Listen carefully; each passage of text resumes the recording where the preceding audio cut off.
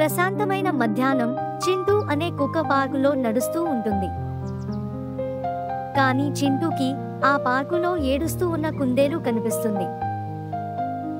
దగ్గరలో ఉన్న కొంతమంది పిల్లలు గాయపడిన కుందేలు గురించి తెలియకుండా నిర్లక్ష్యంగా రాళ్లు విసురుతున్నారు.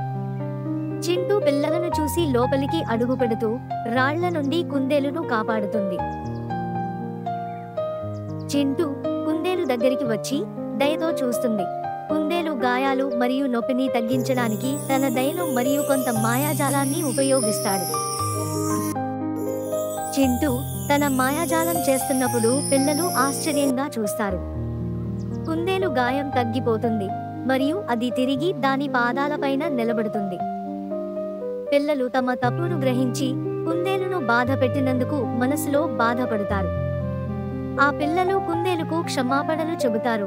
మరొక జంతువులను ఇలా రాళ్లతో కొట్టి హాని చేయమని ప్రతిజ్ఞ చేస్తారు. అప్పుడు చింటూ అన్ని జంతువుల పట్ల ప్రేమ, దయ చూపడం గురించి పిల్లలకు బోధిస్తాడు.